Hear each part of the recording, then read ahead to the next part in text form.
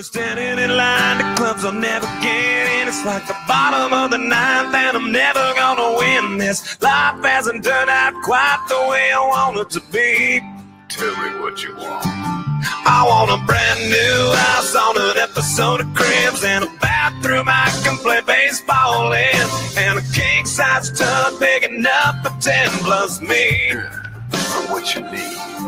I'll need a credit card that's got no limit, and a big black chair with a bedroom in it. Gonna join the Mile High Club at 37,000 feet. Been done.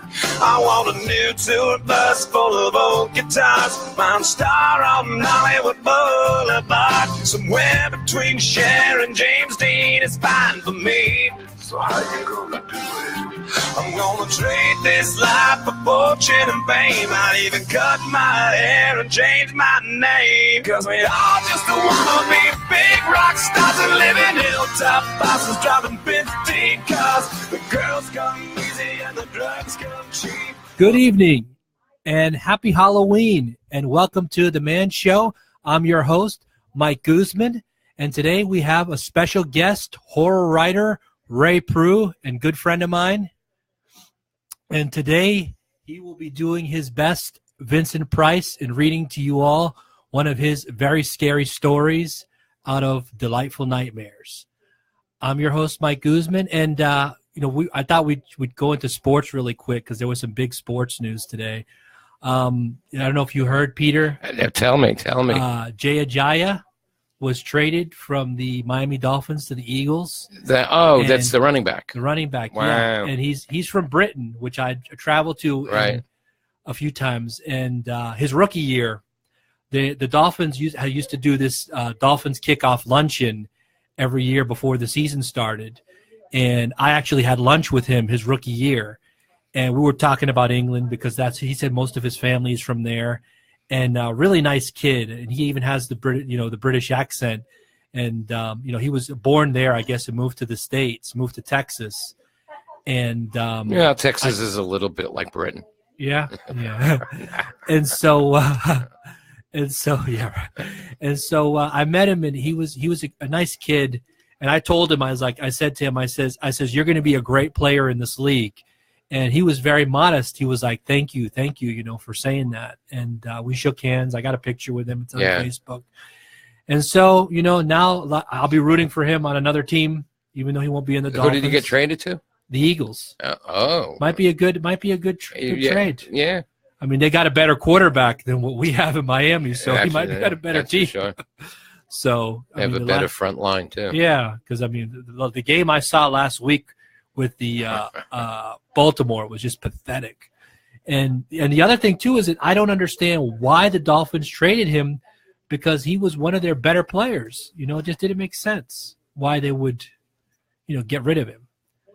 And then we also have tonight, we have the World Series Game 6 for those of you out there, baseball fans.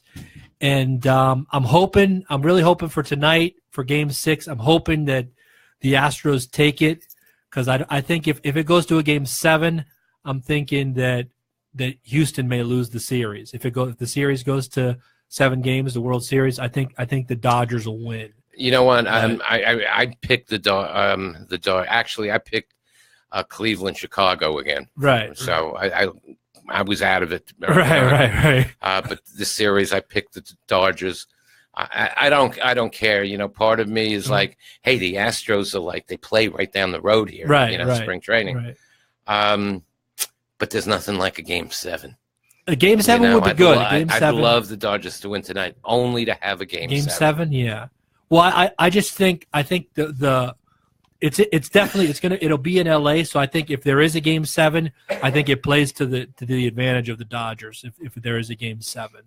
But I'm as I said, I met some of the guys on Houston, so I'm kind of rooting for Houston. Especially they went through a lot with the hurricane. Didn't they get hit by one of the hurricanes during the hurricane season? Harvey. Yeah, so it'd be kind of a good finish to the story because a lot of the players were out there helping the community. So it'd be a nice end story to see if Houston were to win it. But Dodgers still got a good young team, so it could still be anyone's game. Yeah, but you know what?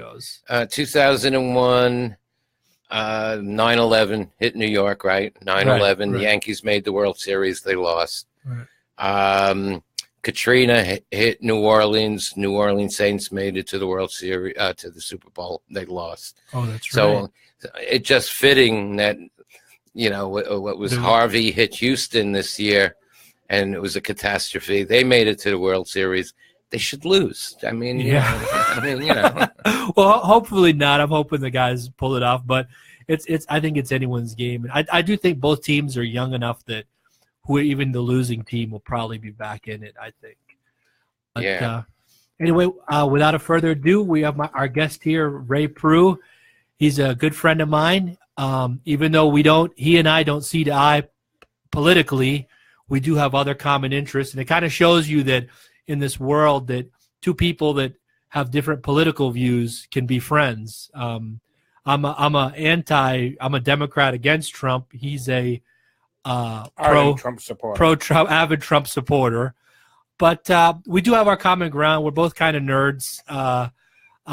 We're middle-aged guys who like comic book and comic book movies. So that's kind of one of our common grounds, and reading comic books.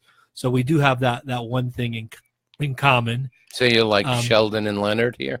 Kind of, but an older version. I guess older version. We're not roommates, but something like that. Right. So we do talk comics a lot and superheroes, and we've seen a bunch of the movies, the Marvel movies. Although he liked the last Spider-Man, I wasn't as crazy about the last Homecoming Spider-Man. When I put out a video called "Let Me Out."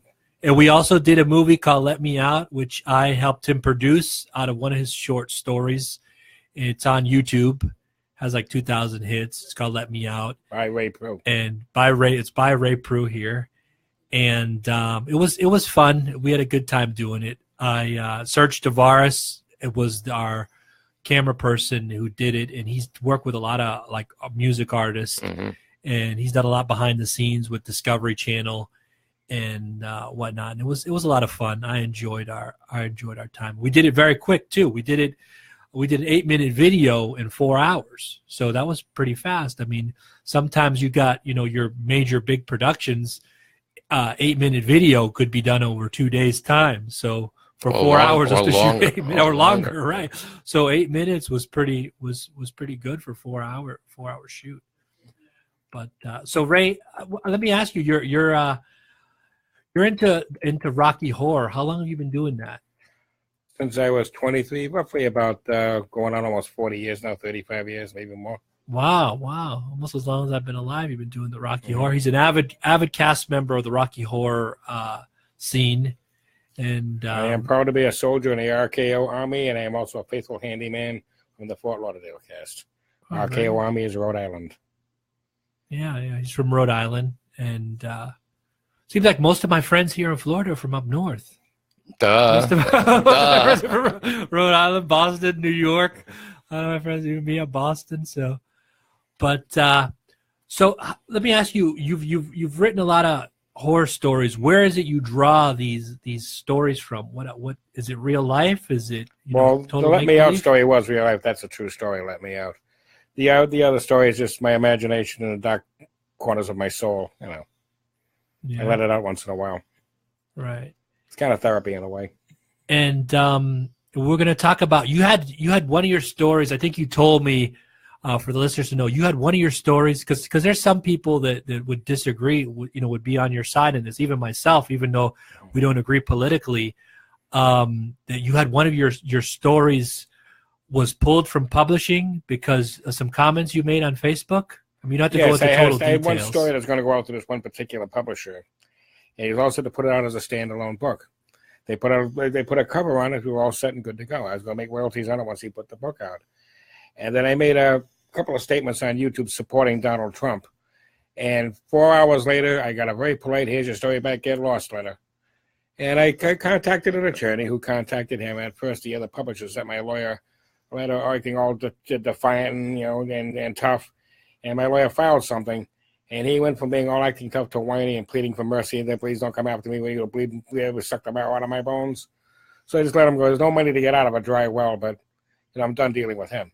I'll just find another home for the story. Right. Yeah, that you know, I just think it was kind of messed up for him to. I've read the letter he wrote you, and he was kind of crying about it after he after he saw you hired a lawyer and we're going to fight him back. From what I understand from people who used to work for him, he started off with 10 different authors, then he went down to 6, and then he went out of business altogether. Yeah. See, and that happens in the arts. There's people that I've worked with that have different political views than me. I'm more liberal, and I believe that certain times you got to put things to the side, and when it comes to art, I feel like my views are put to the side, and let's get together and let's make this project. Let's go out there and keep the politics do in this the art. project Yeah, separate, keep the politics out of it. And some of my good friends I disagree with strongly about politics. And then some of them we do have kind of a middle ground, because I don't feel like I'm a total liberal left, but then I'm not also a conservative either. I feel like I'm sort of in the range of the between the different subjects, like this thing with Harvey Weinstein. What do you think about that? That kind of thing's going on in Hollywood topic. ever since there was a Hollywood. Is now people are starting to speak up about it. I mean, some of these ladies just should have said, screamed no, and walked out of the room or started yelling for help if they thought he was actually physically assaulting them. But then on the other hand, he's the guy who's going to put them in the movies, but they're calling Hollywood paying your dues. Right. And the thing of it is that what I've noticed now after that happening is that now there's all these other women coming out of the woodworks going after these other celebrities. You have including a former president. Yeah, David Blaine, George W. Yeah, they opened up Pandora's box. It's now all these guys. So now I kind of feel like it's what are they going to do? Go after every single male in Hollywood? I mean, women go out there, they dress certain ways. Some of them, nowadays you go on Facebook or Instagram, and a lot of women are flaunting their bodies. So, guys, we have a natural instinct in us to lust for a woman. So now men are going to get punished because being men, you like a woman. It's like men are predators by nature. And now anything could be considered sexual harassment. Well, what's interesting was when all this started and women were coming out of the woodwork. I said, it's Hollywood. I'm waiting for some guy to say, like a Harvey or somebody else, a guy, made improper advances to him. And now all of a sudden the guy came out saying Kevin Spacey, harassed him when he was a teenager. And you're going to start seeing more. Yeah, it's non-heterosexual harassment. It's I don't know. It's ridiculous to me. And maybe it should open up dialogue, that maybe there needs to be some kind of I think men and women need to maybe have some big get together on what is appropriate and etiquette and what is to be done and what is not to be done. And there's all this gray in between that people get things crossed because everybody. What I think what it boils down to too is that we're men and women have this attraction, and we are attracted to the outer things, but a lot of times everybody came from a different background, a different family, a different upbringing. And even I wrote about this in one of my stories in my comics, and it's like they're not really people don't really understand each other. Not everybody's not on the same wavelength with different things. So I think there needs to be some kind of I don't know. What do you think? People complain about sexual harassment stuff as this. That's just a further emasculation of the American male. Right. And we've already been, like I said, that's part of the reason for me wanting to stand up on this platform, is because I feel that it's been too much, and that something needs to be done, about what's been going on. When I started putting the transgender into the military, I knew that was the country's on a road towards hell. Right. And wasn't that part of the reason why your publishing was pulled, because you made some comment about transgender? No, it's because I supported Trump. That's another issue altogether. Oh. Some people in the RKO Army got upset with me because I put out a couple of anti-transgendered statements. And my membership might be in question with that a little bit, but I'll assert that another time. Oh, wow.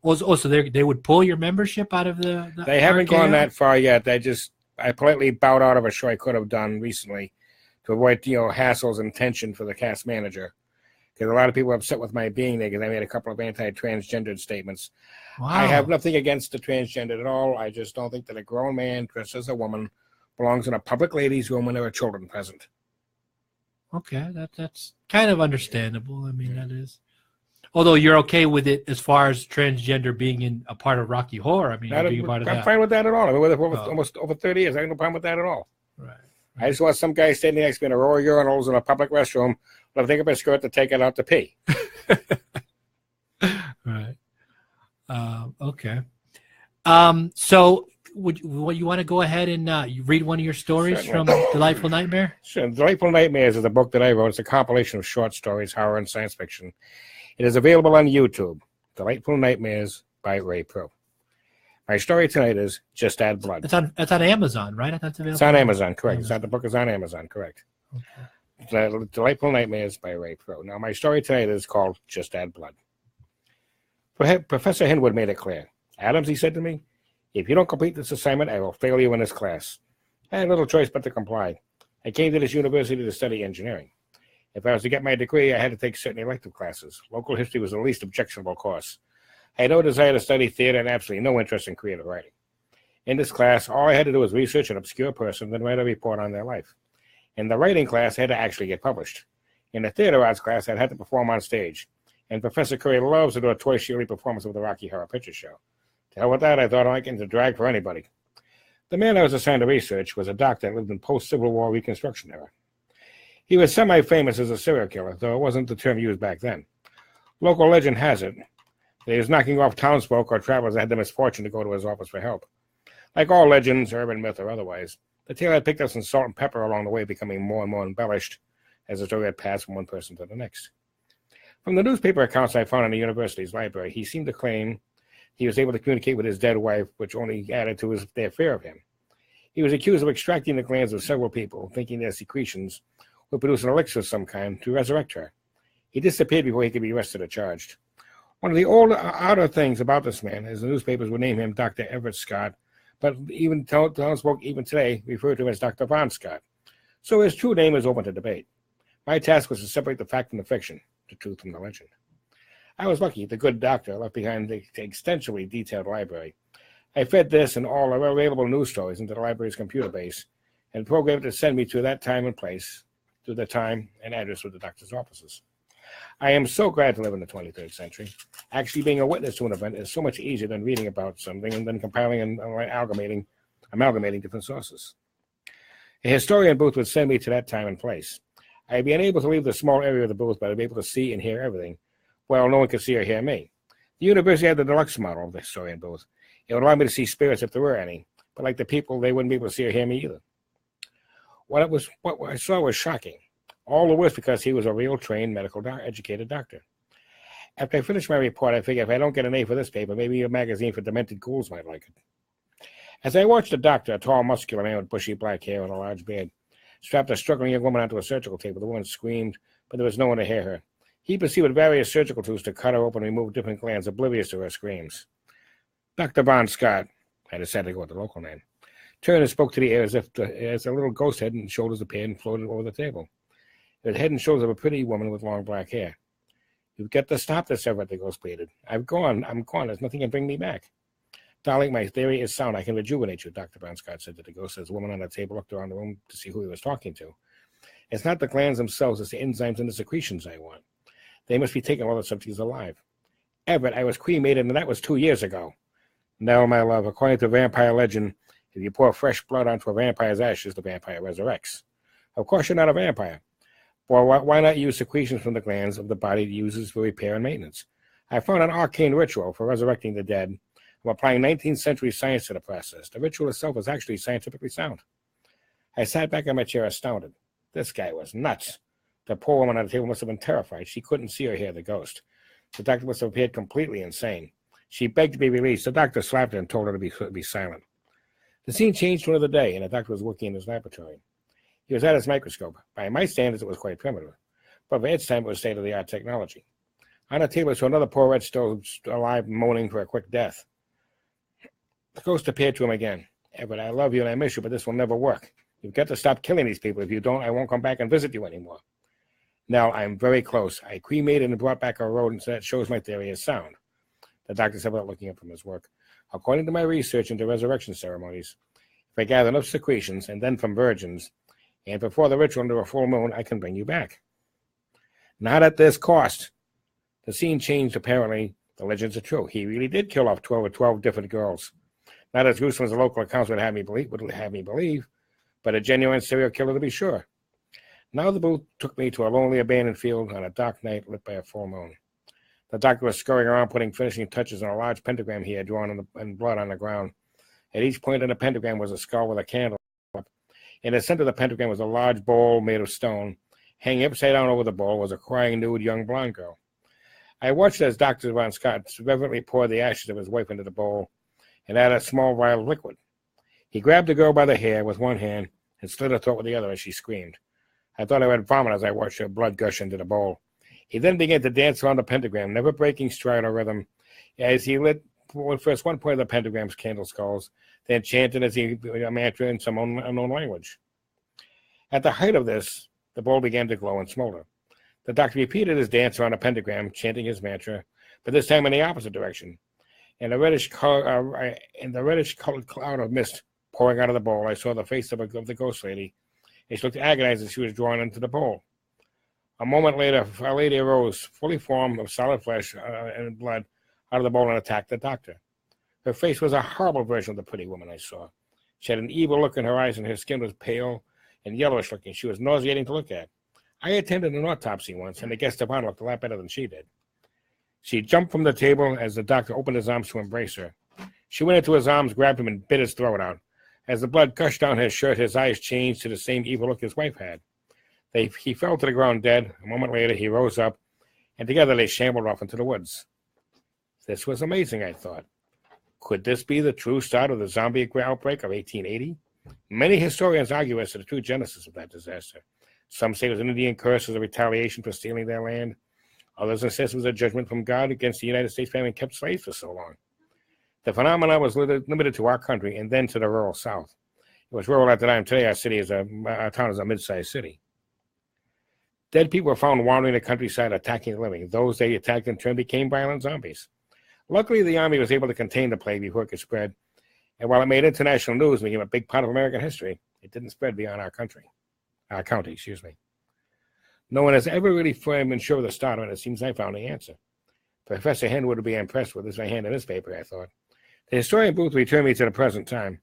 Apparently, that's all the library could find on Dr. Von Scott.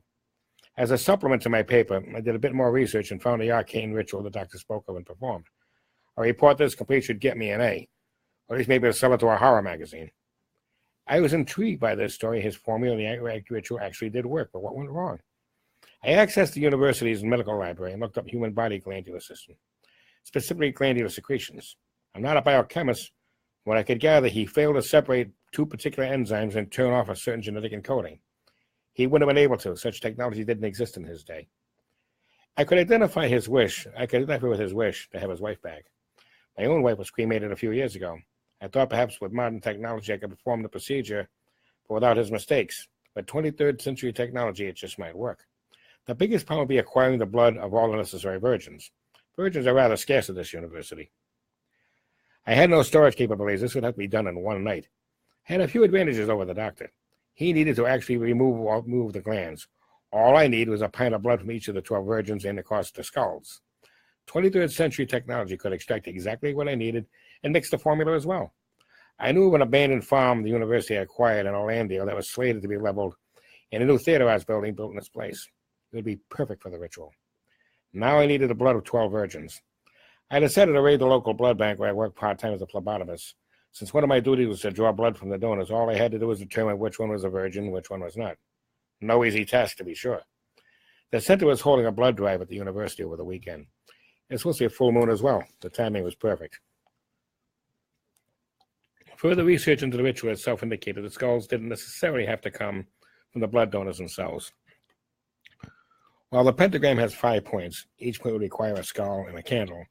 If the doctor had researched the ritual a bit more, he would have discovered that if he had put a smaller inverted pentagram inside the right side up pentagram, again, each point with a skull and a candle, his wife would have resurrected as a mindless zombie. The university had a medical wing, so acquiring the 10 skulls wouldn't be a problem. The only real problem is, according to the math and physics, is the last step of the ritual is the killing off of a young virgin, adding her blood to the mix. I never killed anything in my life, let alone a person. I prepared my report and submitted it to Professor Henwood's office, along with supplemental rituals Dr. Brown Scott studied and incorporated my discovery about the zombie outbreak. I decided to keep my plans to myself for obvious reasons. I thought if my wife doesn't come back, at least I'll get a good grade. I spent the day drawing blood from many students. I was lucky. Many young girls, from cheerleaders to sorority sisters, came to donate blood. Some were obvious virgins. I could tell by their ages and their demeanors. I was easily able to get what I needed. The security around the medical wing was a joke. I stole keys from a security desk. I was easily able to bag up and walk out with 10 human skulls from a cadaver storage vault. Now I had to acquire the final ingredient, the sacrificial virgin. I was in my senior year at the university, and part of my training was to assist freshman engineering students in their studies and projects. One young girl had a crush on me. I could tell by her eager beaver attitude and the look in her eyes whenever she looked at me. I told her if she helped me with my midterm project, I had build her midterm project for her. The poor deluded fool went for it. That night we sent up the pentagrams and the skulls in the farm's field, far away from the road or prying eyes. She had many questions about what did the skulls and all the candles have to do with engineering. I gave half answers to some of her questions and ignored others. Finally, it was finished. The pentagrams were drawn in blood. The skulls and candles were in place. I took my young apprentice by surprise and handcuffed her hands behind her back and knocked her down and tied her feet together. At first, she thought I wanted to have sex with her. She willingly offered herself, asking only for a bed rather than an open farmer's field. I cried with remorse at my betrayal of her as I hung her upside down over the center of the pentagrams. I placed a stone bowl I swiped from the art room in a center to put my wife's ashes. I added a vial of the processed blood. I cut the young girl's throat and began the dance and chant I had learned. I executed the ritual perfectly, lighting the candles precisely at the right moments in the ritual. Like the doctor's bowl, mine began to smolder and glow. I saw the face of my beloved wife as she was drawn into the bowl, but unlike the doctor's wife, she didn't look pained, she looked angry.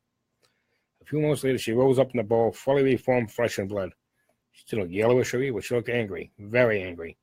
She climbed out of the bowl of the pentagram and stared at me hatefully for a moment and said, "You idiot. Do you have any clue as to what you've just done?" "But Janet, I love you. I brought you back so we can be together." "Oh, we'll be together, Peter, I promise. Just not like you expected." Janet replied. She walked over to the young girl still hanging with a bowl. She took one of the girl's legs and took a bite out of it. I looked on horrified. "Nice. Still warm enough to eat." Janet said as she chewed, "You see, Peter, I was happy in heaven until you did this. Now I'm back, except I'm driven to eat human flesh. I am fully aware of my action and the wretched taste of this shit." Janet said as she took another bite, "And you'll know the taste of it, too." She lunged across the field at me. My wife of 12 years bit me on the arm.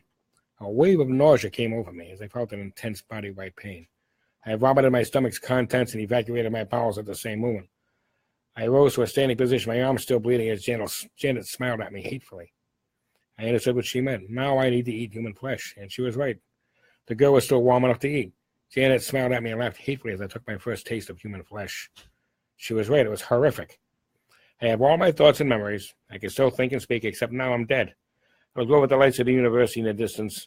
The students and faculty that were once my teachers and colleagues were now my prey. I took Janet back to my apartment. We waited for my 2 roommates.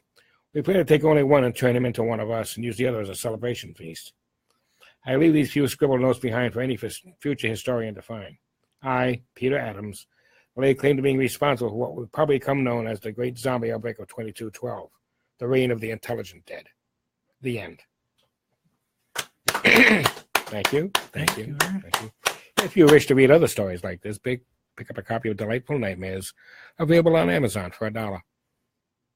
All right. Sounds good. So the other thing too, you mentioned, I think you've said it to me, and we did it once with Let Me Out, is because movies are pretty expensive to have made. You're looking for any potential filmmakers out there, local guys, who would want to take on one of your published stories and turn it into a film. I think yes, I have many more stories than just Delightful Nightmares. In fact, one is due to come out very soon in a book called Chaos of Hard Clay. It's a compilation story of different authors about post-apocalyptic world. I have one called How Do They Like It? And I tell the story of the end of the pretty much the end of the world because of electromagnetic pulse. But I tell the whole thing through the eyes of a homeless person as he watches society fall apart and wonders how do they like it. Oh wow, okay, all right, that sounds like interesting. And this is coming out when? Sometime next month, I believe. Oh, okay. Is this in a book or is this in one of your online publications? This will be in a book. It'll be both hard copy and e-copy, I understand. And the title of the book will be called Chaos of Hard Clay. Mm-hmm. My story is called How Do They Like It? Mm-hmm. There are like 15, 16 other authors in the book as well besides me. Nice. And you've wanted to get some of your films into some of your stories into films. Have you thought about, there's sometimes there's a different medium when you're going from story to film, and sometimes a lot of times things get changed and twisted around. Like, are you okay with giving up the right that possibly things will be changed in some of your stories? One medium does not transfer well to another. So I understand there's going to be changes. Yeah. The stuff that I write might not necessarily be able to be portrayed in film, but there's ways of working around it. Yeah, but cannibalistic zombies, man, come on. There's plenty of those movies around. There's plenty of those around. Yeah. Well, that. But people never get tired of it. It's like candy, I know. Yeah. So, Yeah, I mean, I think that's great. I mean, it's have you thought about? I know you like comic books. Have you thought about doing any of your stories into comic books as well? I tried writing a couple of short stories and sending them off to Marvel Comics, both of which got shot down, probably because the issue I wanted to send it off for What If. They don't do What If stories anymore, and I found out that they don't take the stories in short story form. I would have to describe panel by panel what's in my head and then list the dialogue separately. If they're actually going to accept the story, I'll go through that much work. But just to write it all out and then send it off and hope that they like it, that's a bit more than I want to deal with. It's almost like storyboarding it. Yeah.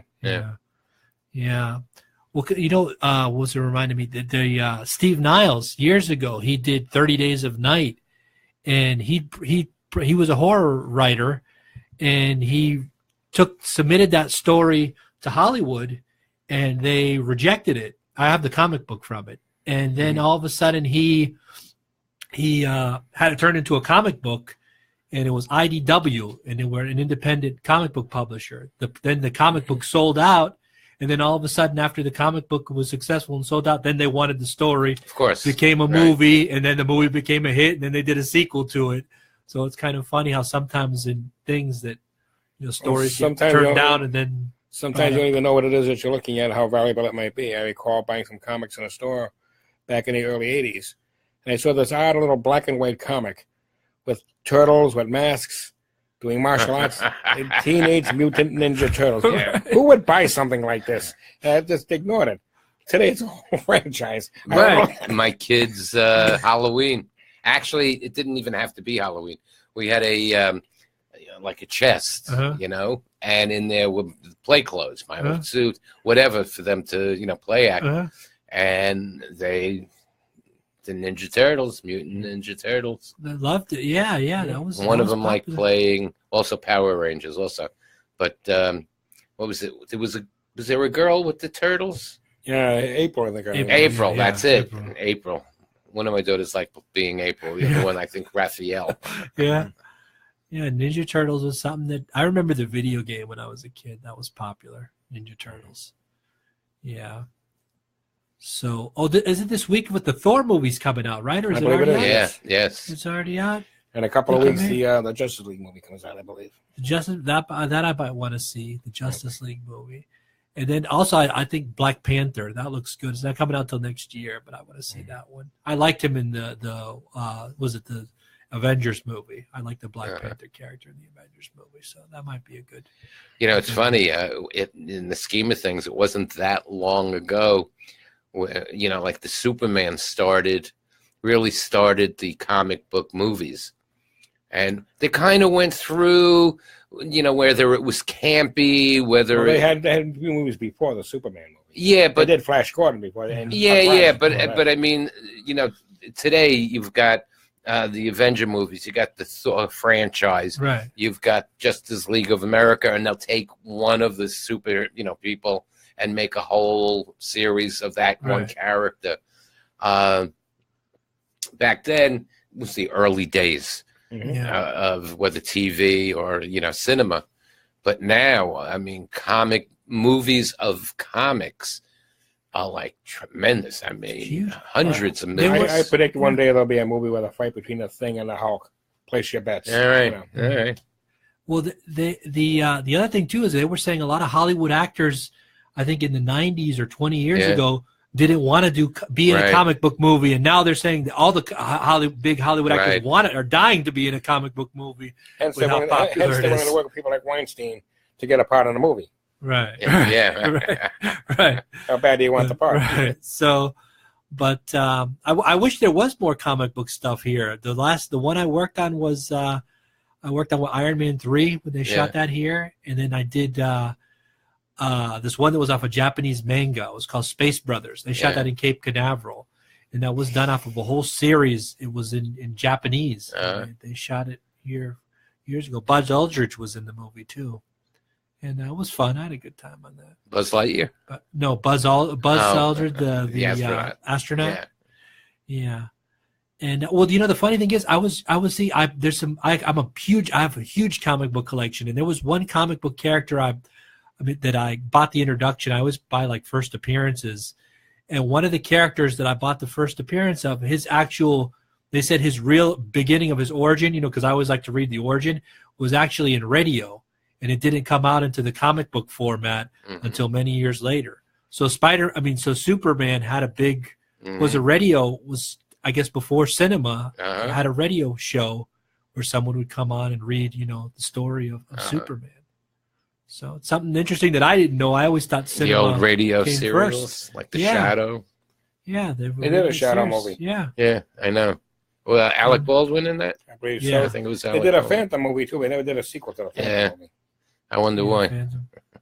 May not have done as well in box office. Well, they didn't get the whole mystique and the culture of the Phantom, his history and little sub things that go along with him. His treasure cave, the skull cave. Yeah. So your horror is there now? Did you before you got into writing horror yourself? Were there horror books that you were into or writers that you were into before Not particularly. You started? No. I write horror because it's easier. There's not a whole lot of market for romance stories. Horror and science fiction are the easiest ones to write. Yeah. Have you thought about pitching more of your stories to any producers and stuff? Because now horror movies are kind of the trend now. The new trend starting. Anyone that's willing to talk to me, I'll be willing to work with them. Yeah. I looked around with some major producers to try to get a hold of them to film some of my stories, and it is virtually impossible to get hold of somebody like Ron Howard or Jodie Foster or how about Rob Zombie? Him either. They just will not look at somebody's story because they could be working on something similar, or they might have a future project like that, and they don't want to be contained. Oh, he stole my idea. You can't even get. This sounds like a good Quentin Tarantino movie. If you know how to get a hold of him, I'll be happy to send him a story.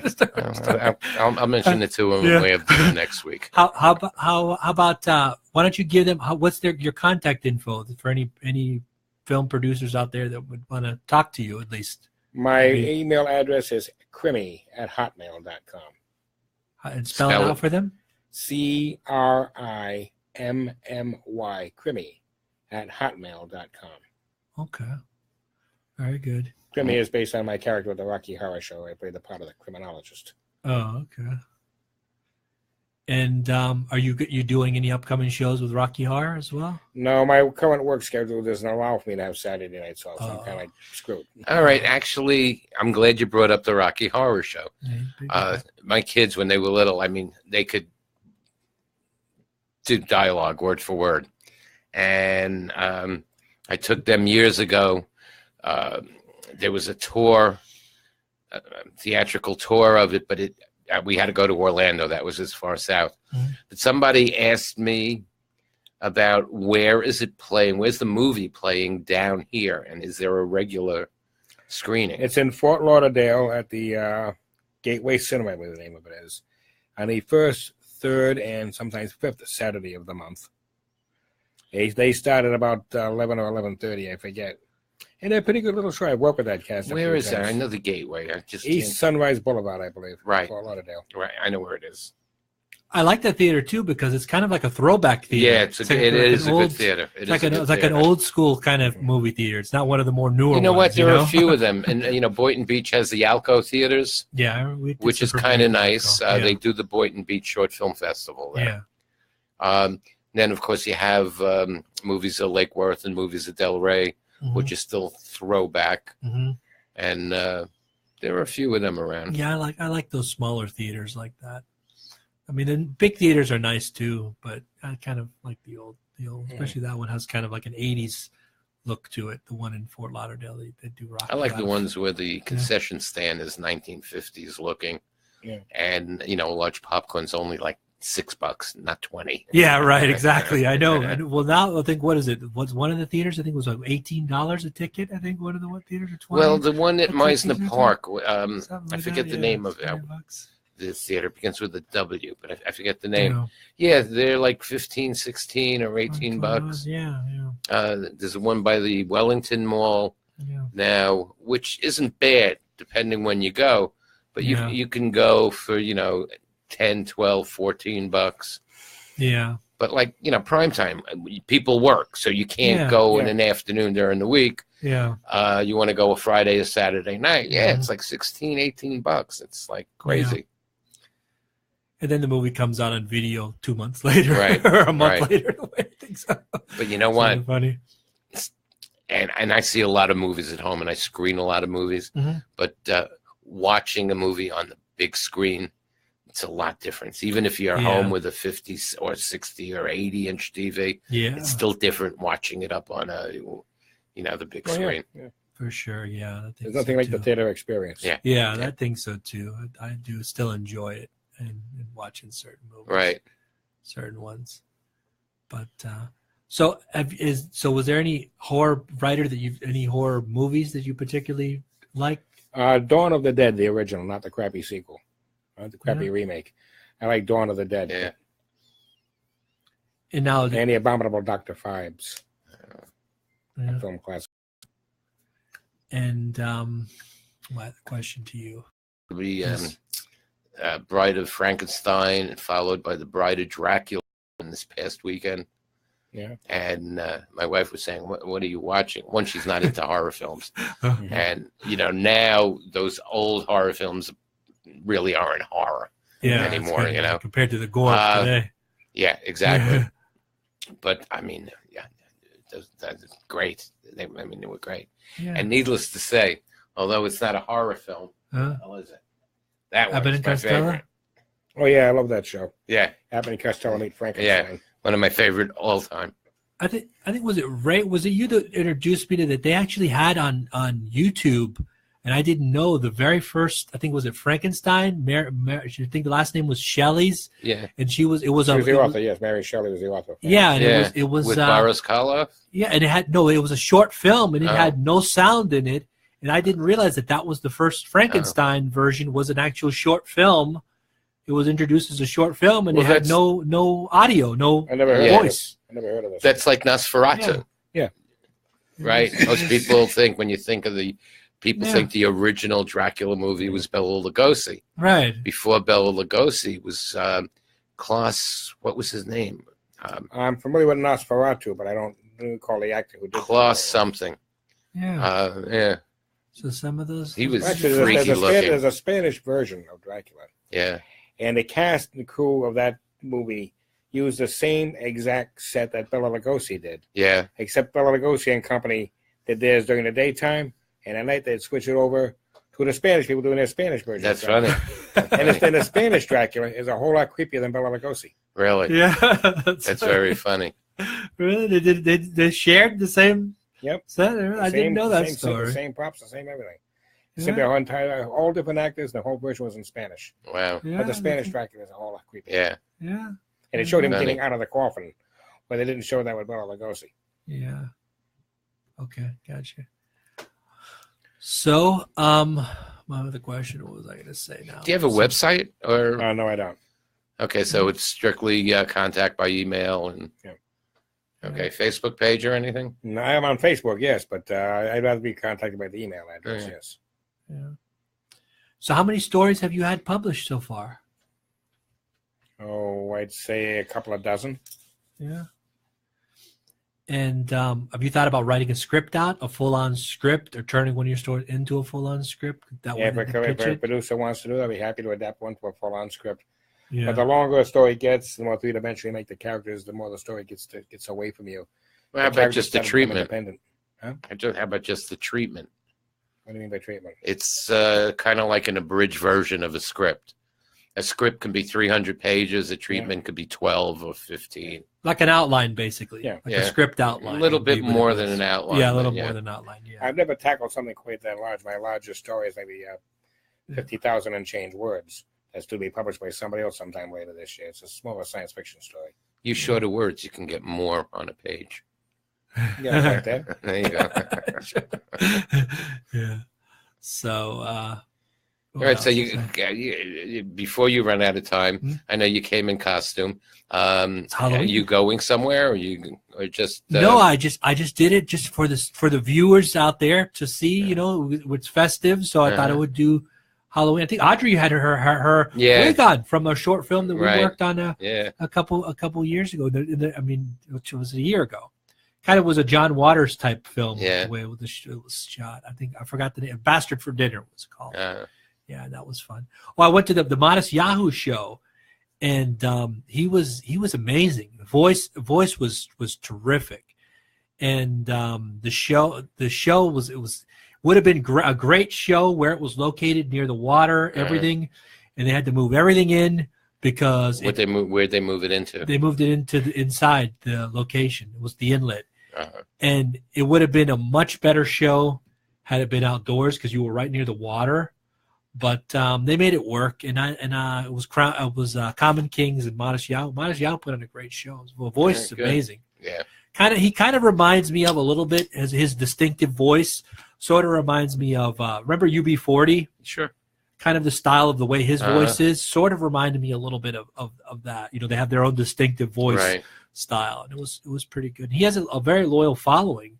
Yes. Like I met him, and there was some people that were there meeting him, and they're like they met him 5 and 10 times that they've been to shows throughout Florida. So, but yeah, definitely, I would go back to another one of his shows. I thought he did a very good show, and yeah, with me, I feel like I love the whole art process. If I'm not on set making a film, I sort of enjoy the arts and of either watching musicians or watching sports, because to me sports, music, entertainment, and acting is all kind of all at one.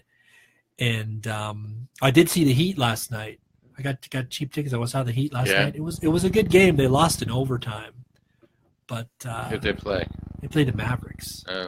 So wasn't I mean, it was an okay game. I mean, I wanted to see the Heat win, but they played them pretty good. I mean, they were winning in the beginning, and then they blew it, toward the end. Yeah, but the NBA, you just watch the last 2 minutes. Yeah, that's it. Exactly, the last 2 minutes of the game. Unless you're looking for the ballet. Yeah, the grace of the game. Right. And you're just looking to see who wins. 2 minutes. What's funny with the 2 minutes too is that they draw those 2 minutes out because they're taking time out. Yeah. It's like time out. Okay, we're gonna go. Wait, 14 seconds left. Time out. Yeah. Time out. Football and baseball, it's like just go. But with basketball, they take a ton of timeouts. Yeah. So real quick, you were talking about when you did film, like with Audrey and all that. Yeah. Working on any new projects? I'm hoping. I know in another week or two they're going to start filming Beach Bum, and I'm kind of hoping. I don't know if I don't think necessarily I may have got the part, but I'm hoping that they call me in for something to do on the movie because I want to work with Harmony Korine. He's kind of a wacky guy from his interviews and stuff. And I've been hearing the cast members that they're supposedly rumoring to be in this movie. And I think if they do get the people who they're saying are going to be in it, it's going to be a pretty big movie. So I know my friends who did get roles, congratulations to them because I know it might be in a very big movie. Ellen Jacoby, casting agent? Yeah, Ellen Jacoby. I'm going to be with Ellen Thursday night down in Gulfstream. Oh, yeah? Yeah, we're going to be introducing Riddick Bowe. Remember the boxer, Riddick Bowe? Yeah, I remember Riddick Bowe. Riddick Bowe, Lorenzo White from the NFL, a couple other NFL guys. Oh, yeah? Muhammad Ali's son and Muhammad Ali Jr. Yeah. My friend Ron is very good friends with Muhammad Ali's wife. Khalila. Yeah. They've went to ball games together and the whole nine. Yeah. Yeah. All right. But anyway, thank you for listening to The Man Show. I'm your host, Mike Guzman, and today our guest here, Ray Peru, signing off. Thank you, and happy Halloween. Tell me what you want. I want a brand new house on an episode of Cribs and a bathroom I can play baseball in, and a king-size tub big enough for 10 plus me. What you need.